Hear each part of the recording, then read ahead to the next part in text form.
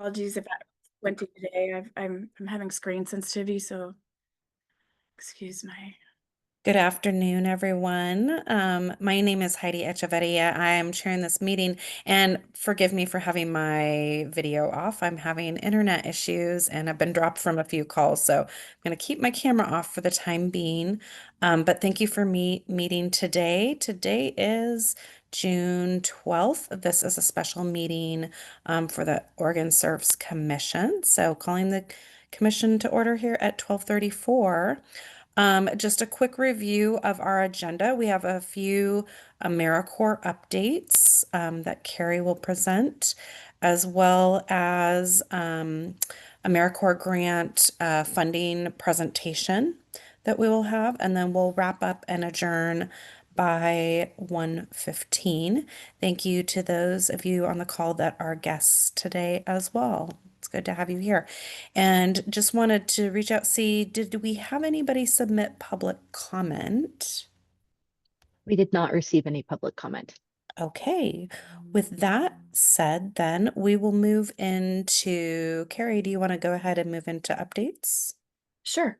This is gonna be kind of a general update on where the operational grants and federal grants and the lawsuit stand. If you have any other questions, let me know. I think I've just got 10 minutes, so I want to leave most time for Mylan, and we do have an exec call tomorrow too, so maybe you can cover some of that then.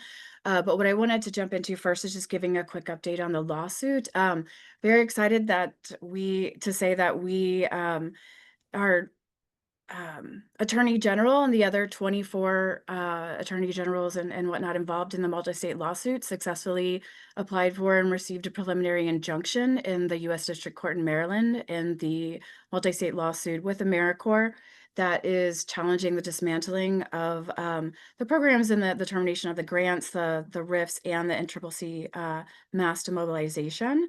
This preliminary injunction was issued on the 5th, and essentially what that said is that AmeriCorps must reinstate the affected grants and programs, return to service any members willing and able to return, and restore the NCCC and VISTA programs in the impacted states.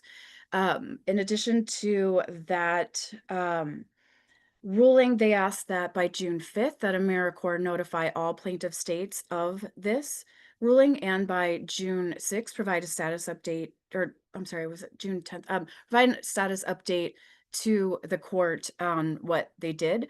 What this didn't impact is the reduction in force. Part of this lawsuit involved challenging the legality of the mass reduction in force of AmeriCorps staff. We know they went down from around 650 to about 100. This is causing huge delays in a lot of processes. For instance, they went from about 20, I think, grant office staff to 1. So this is having, a continued negative impact on all of the programming, on programs, on commissions and whatnot. We are really hoping to see that maybe that would also be returned back to status quo as well, so that some of those further impacts could be mitigated there.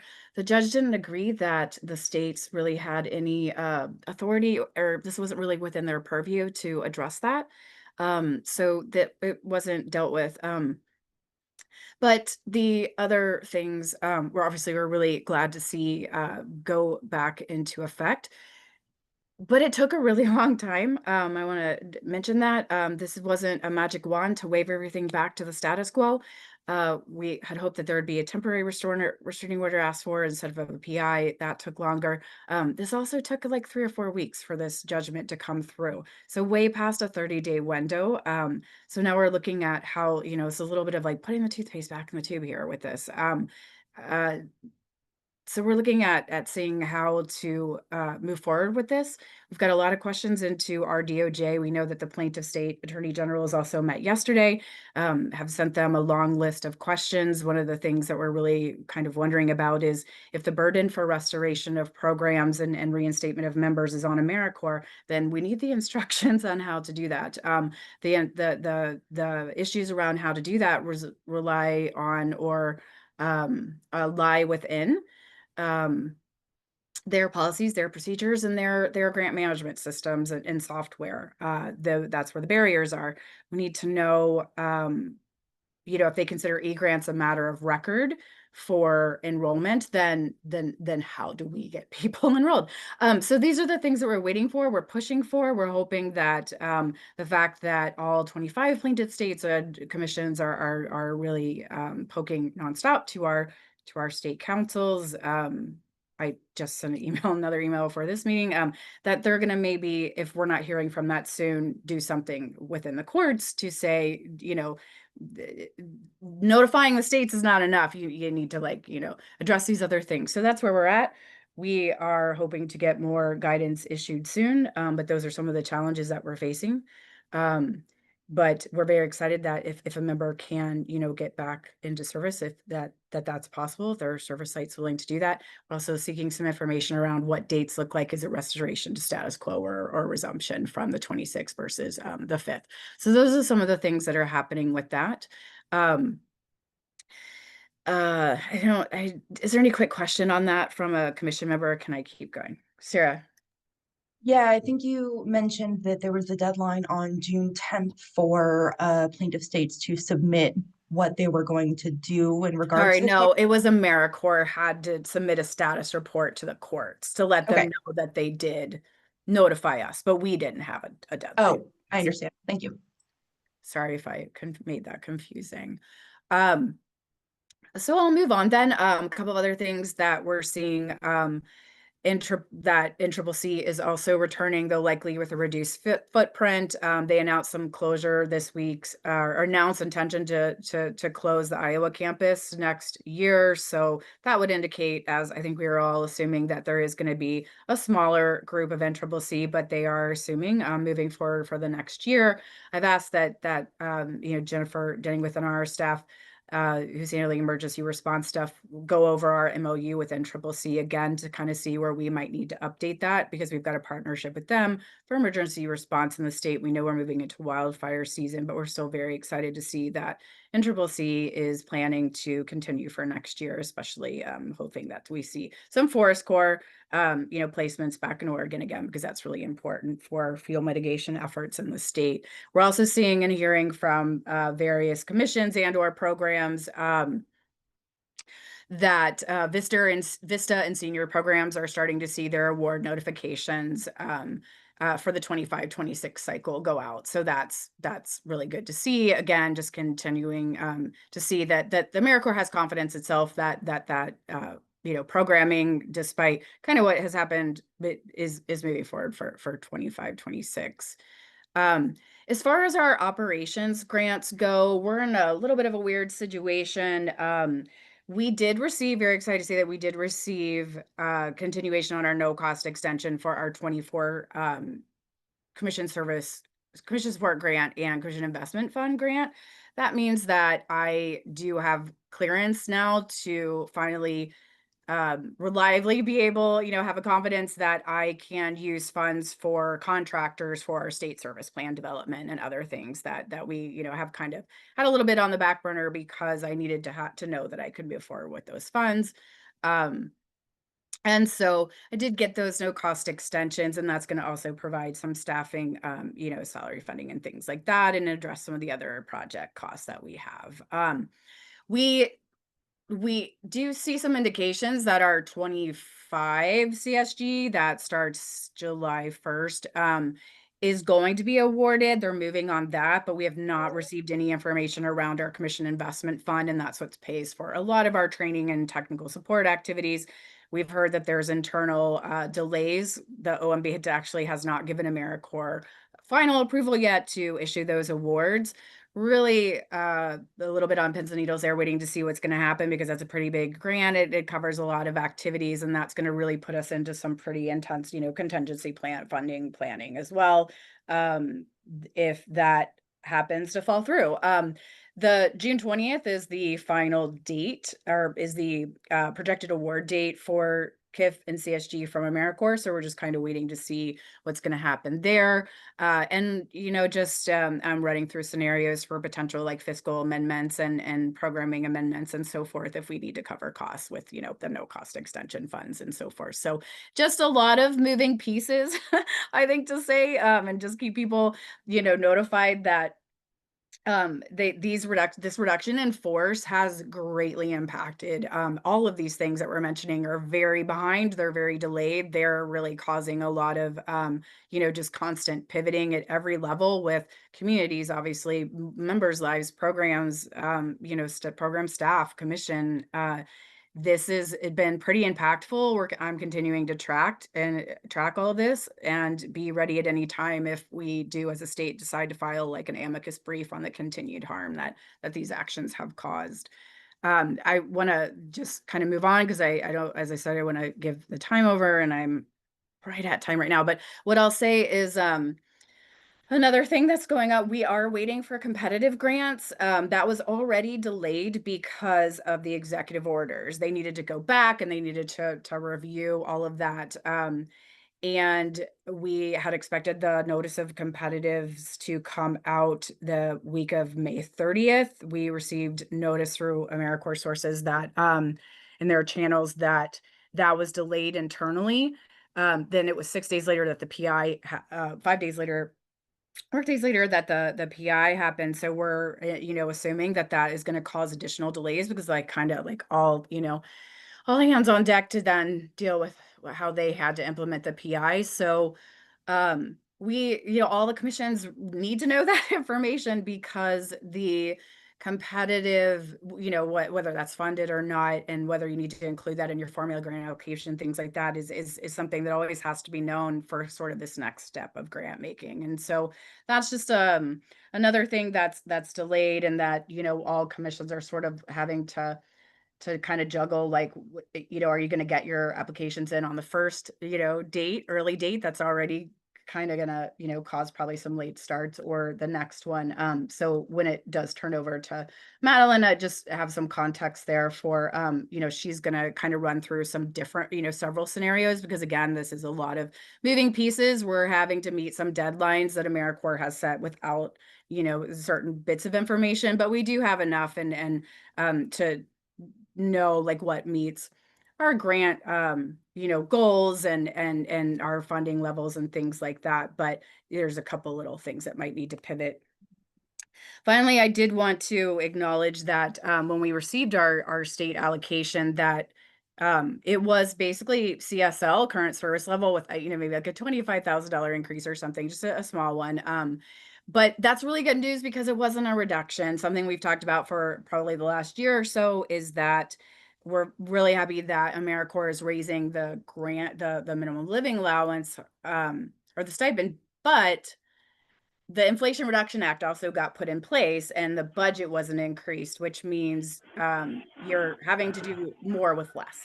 And so the prediction has always been that this would mean that AmeriCorps would basically be awarding, going from a more typical amount to maybe 75,000 members across all the commit states, Commonwealth territories, down to around 45,000, because they've got to increase that money, but they didn't get an increase to cover it. So we've all kind of been speculating, and we've talked about this, and I think especially in Public Policy Committee, what would that look like? How will that impact member numbers in state and so forth? Where are they going to take that money from?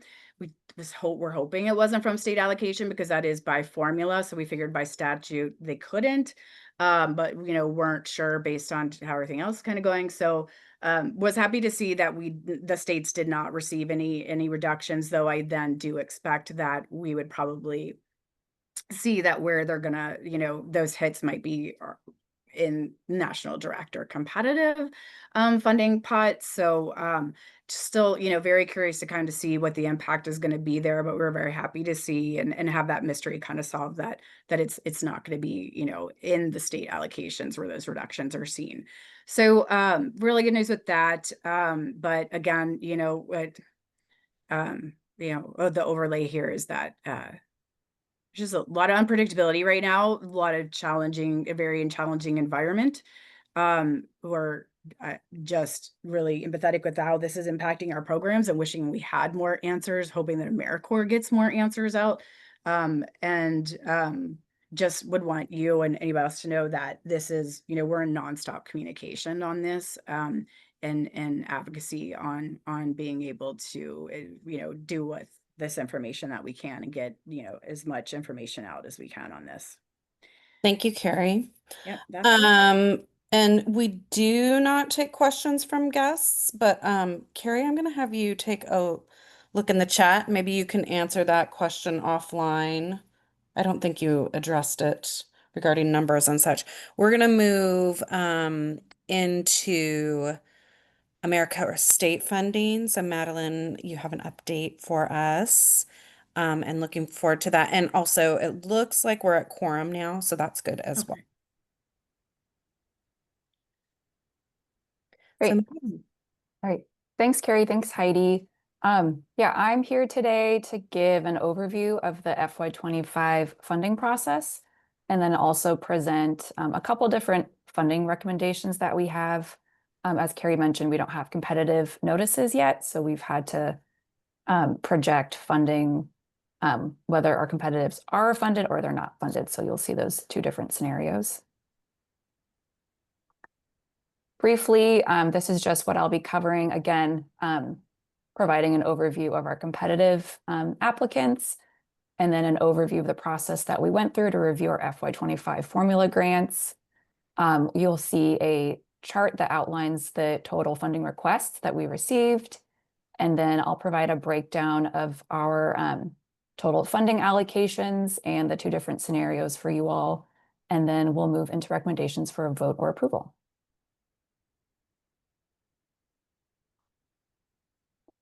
So on this slide, you'll see that we had 3 organizations apply in our competitive funding pool.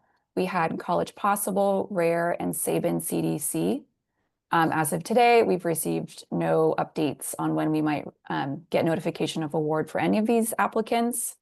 So at this point in time, we are hopeful that all would be funded, but again, have projected out what may happen if some or none receive competitive funding. For the formula grant competition, our total state allocation we received was $2,623,529. We released our RFA listing the AmeriCorps priorities, I believe at the end of January or beginning of February. We recruited a team of reviewers to review our new and recompete applications. The review team consists of OregonServes staff, and then we had 4 board members and 1 community volunteer on the review panel. During our review, we found 1 applicant did not meet basic requirements, and they were removed from funding consideration. And then 2 applicants on their own decided to remove their applications from consideration. And then in total, we had 6 new organizations apply. We had 1 recompete applicant and then 4 continuation applicants.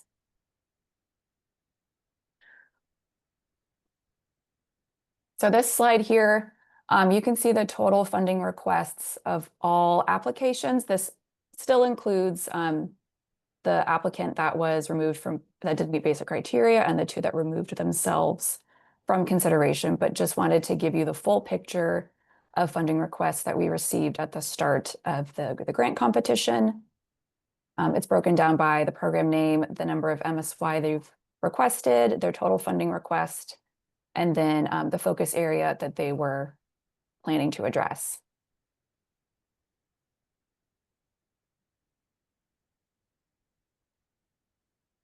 So next you can see this is just a funding breakdown of money that we had received in our allocation.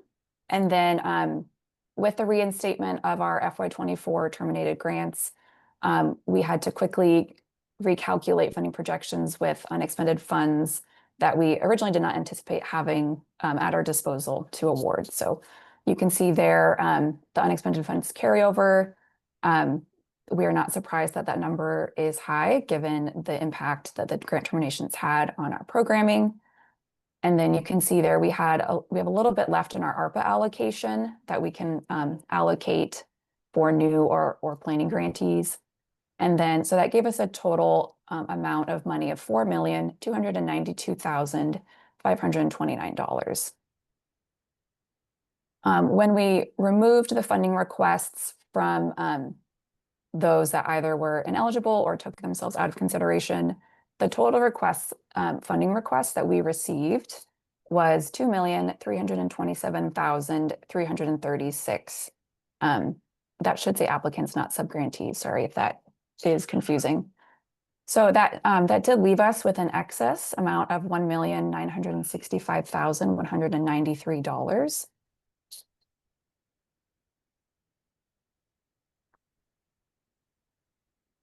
So this just gives a further breakdown of the amount of ARPA money that we have left and how we are planning to allocate those funds.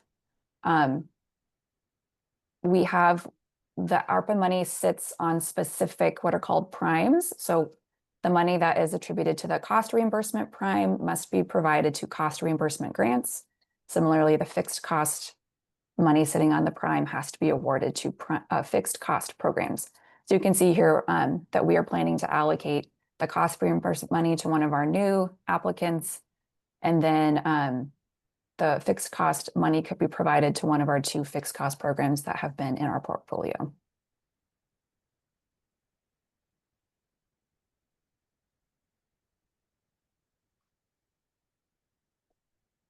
So this here is the first funding scenario that we put together. This is if all of our competitive applicants were funded. This is how we are planning to allocate funds between formula cost reimbursement and fixed cost applicants, and then money that we would put in what is called a placeholder. That is money we can set aside up to 25% of our allocation into a placeholder to be used to award to operating or planning grantees.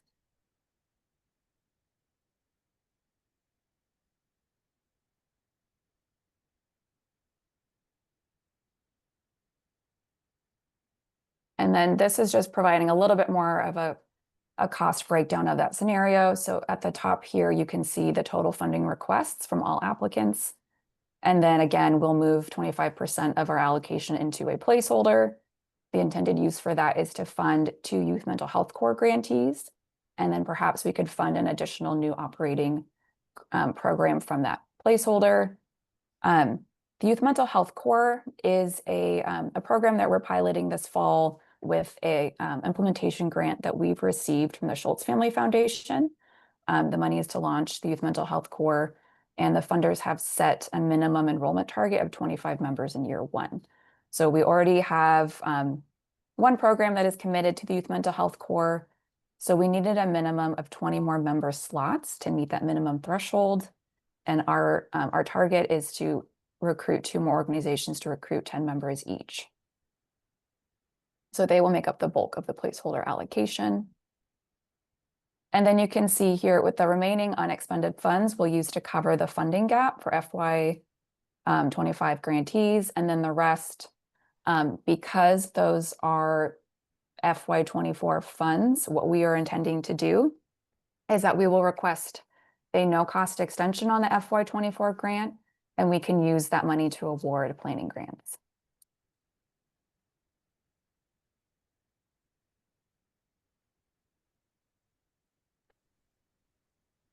And this is funding scenario number 2. So this is based off of if we thought RARE was not funded competitively and we had to move them into our formula portfolio. The reason why this just reflects RARE not funded and none of the other competitives is College Possible prior to last year when we pulled them into our formula, because we knew we had ARPA money to cover their full request that they did not receive in the competitive pool. They've been a long-standing competitive grantee, so we feel quite confident that they will receive funding and that they will remain in the competitive pool with whatever funding amount that they receive. And they've been told that that's kind of our intention. The same we will hold true with Sabin, that they either would remain in that competitive pool with the funding amount that they get, but they are a new applicant. So if they were not awarded funding we feel that we would actually like to extend them most likely a planning grant for next year rather than pull them into the portfolio if not selected for funding. So that left Rare. They are a new applicant in the competitive pool this year. And just because funding for new applicants, there's been different things said about the certainty of new applicants getting funded or not in the competitive pool. We just wanted to make sure that we had a scenario where we could award them a grant if they're not successful in the competitive pool this year. So again, just giving a little bit more of a breakdown of that scenario. So the total funding requests from the applicants would be a total of $2,892,124. And then we are still able to put the maximum amount of funds into the placeholder. And again, that will be used for the same uses, funding the 2 youth mental health core grantees, and perhaps funding an additional new operating program. We did still have a funding gap that needed to be covered for FY25 grantees. So our intention is to use the remaining unexpended funds, use some of them to carry forward and cover that funding gap. And then the rest of the unexpended funds, we would again request that no cost extension for FY24 and to award planning grants.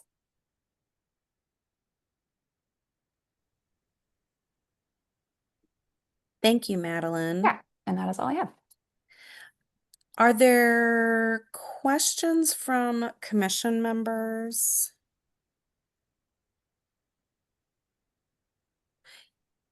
Susan, I see your hand. Yeah, I'm curious, Madeline, about this timeline. So does Rare find out first if they're funded competitively and then you can make the decision moving forward, or how does the timeline work? Yeah, we're working with a not ideal If you know. timeline. Yeah, the first submission, so AmeriCorps gave us 2 submission dates for our formula. The first is this Friday on June 13th. And then the second submission date is July 11th. Our intention is to still submit by Friday because we would like to be able to have programs start as soon as possible rather than having them delayed potentially another month. Because AmeriCorps has said it might take anywhere from 6 to 8 weeks to get a notice of award from submission dates, and that's like a best case scenario. So we're really intending to meet that Friday deadline, and then hoping really for the best for all of our applicants and that we don't have to do any type of revisions. That said, if competitives were not awarded, we would then have to go back and make some revisions. So perhaps that might still cause some delays, but we're just really moving forward with the best that we can.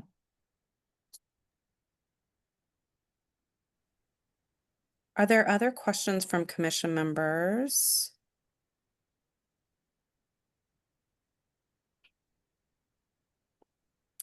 So we need to take action on this. If there are no additional questions or discussion from the commission members regarding the funding proposal, we would be seeking a motion to move forward.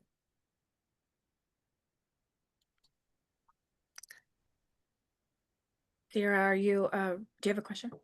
Yeah, to clarify, are we currently voting and taking action between scenario 1 and scenario 2, or the overall both scenarios? And then whatever happens would be dependent on Rare's funding.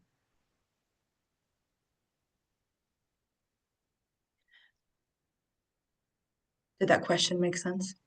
I don't know if that's a question I'm supposed to answer, or is that addressed by Well, you, Carrie? as I understand it,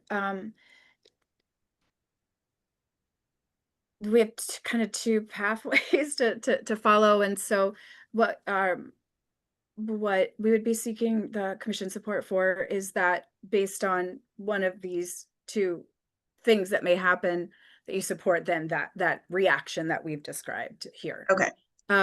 Sort of treating scenario 1 and scenario 2 as an overall package. Yeah. Okay. And support of what the approach would be based on what information may come out, which is really pivotal on this competitive notice, which could come anytime now or not for weeks. We're not sure, but we want to just be ready and get this in tomorrow. Yes, Dr. Latressa. All right, then I would move that we go forward with scenario 1 and scenario 2 as a package. I'll second that. Sierra. Thank you, Latricia and Sierra. So I think we'll do a show of hands. I know we have some folks that are online, on the phone, in the car. A show of hands to the extent that you can. Those who are in favor of the motion to approve this funding package, please raise your hand. We'll just get a good count, best we can. Okay. Thank you, June. I see hands. Those opposed? Oh, I should lower my hand. Sorry. And any abstentions? I don't see. Okay, thank you. With that, we will move forward with this funding package. Thank you, Madeline, for all of the details regarding this. Is there anything else we need to do with respect to this? Or is it just good enough knowing there's approval moving forward? This allows us to move forward. Thank you so much for everyone. Perfect. And especially thank you for just dealing with, sort of all of our changes and, and scheduling and things like that. We sort of had a lot of incoming new information.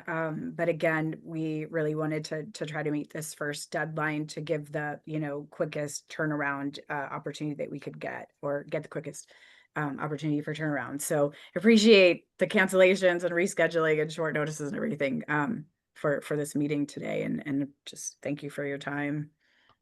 Absolutely. And thank you for you and your team are working under a lot of uncertainty. And for those guests who are online here with us today, we know that you are also working under quite a bit of uncertainty and the chaos that has come. So, moving into just sort of our wrap up and adjournment here. So decision moving forward has been that we'll move forward with this funding package. It'd be great to hear. Carrie, you've been really good about letting us know when you hear of changes or notifications, and thank you for doing that and continuing that. I know we have an executive committee meeting tomorrow. So that's a small group of folks that will be meeting tomorrow. But I do need to ask, not seeing my calendar, when our next full commission meeting is. The next one is July 11th. 11th. Yeah, I thought it was July 11th. I had to double check that.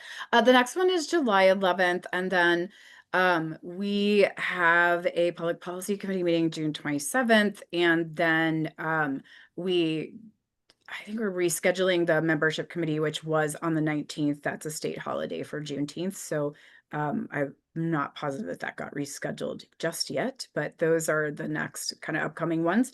And then I understand that Kelly is working on scheduling our September meeting, which will be sort of more like our combo regular meeting and retreat meeting. And we're noting, Sierra, that not to schedule that before the 18th.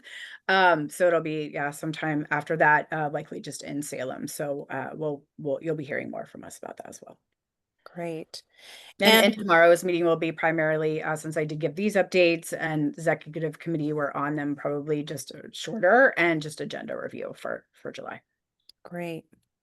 And in addition, we are recruiting members for the commission.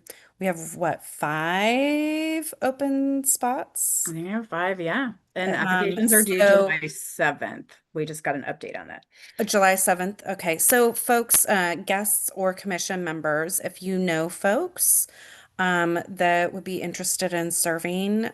We are more than happy to answer questions about the work of the commission, responsibilities, the importance of it, um, and the specific spots that need to be filled. Well, mine is one of them. So, a labor union affiliate.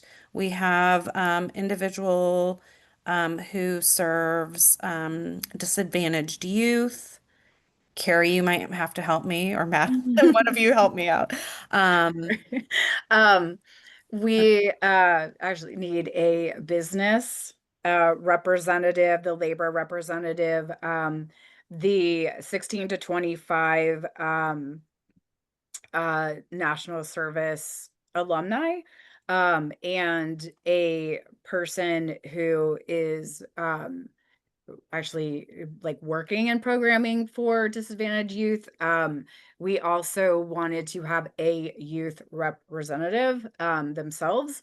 The 16 to 25, we did that one is more alumni focused. So general, just sort of youth representative doesn't have to be related to national service, it could be related just typically to volunteerism and civic engagement. And for that, we are also hoping for them to have a companion, like adult representative, to kind of help and like mentor them through that. We're also not related just for this, but have some things that we'll be presenting to the board for approval, future approval too, of some additional like ex officio and other slots too, that the guests on right now might be interested to hear about, because while we are not looking to have current grantees serve on our board, we're looking at other ways to have representation through like an ex officio, position and things like that. So people can keep an eye out for that in the future too. yes. Thank you, Carrie, for filling that in. And a tribal representative, sorry. And a couple others that aren't listed, but that we're interested in. Great. So with no further ado, we will adjourn this meeting a little bit early. Thank you again for all that were able to join us today, and exec committee will meet tomorrow afternoon. Hope everybody has a great day. Thank you, Heidi. Thanks, everyone.